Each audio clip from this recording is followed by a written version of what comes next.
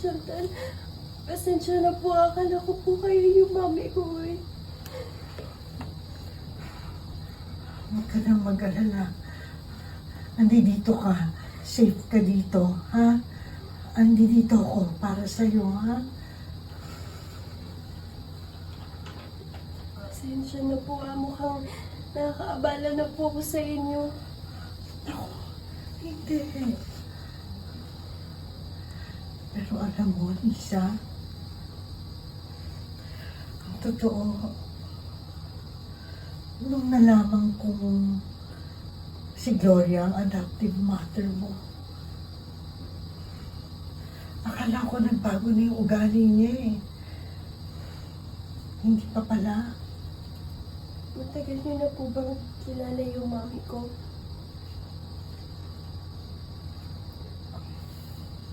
Oo. Matagal na.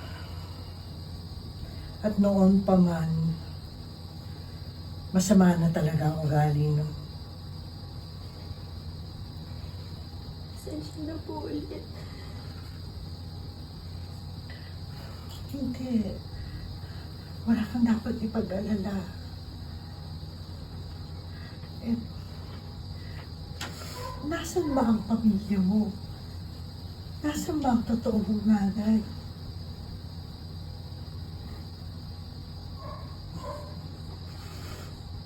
Hindi ko po alam kung nasan po sila eh. Pero nung narinig ko po yung sinabi niyo sa fundraising event, Pero nung narinig ko po, 5, 4, 3, 2, ay maingay dyan. Action! pero nung narinig ko po kayo sa fundraising event, alam ko po kayo po makakatulong sa akin. Huwag kang mag-alala. Tutulungan kita.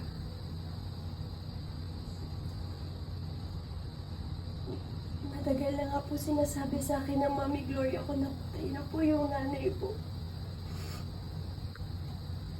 Pero naniniwala po ako na buhay pa siya. Alam ko po na buhay pa siya.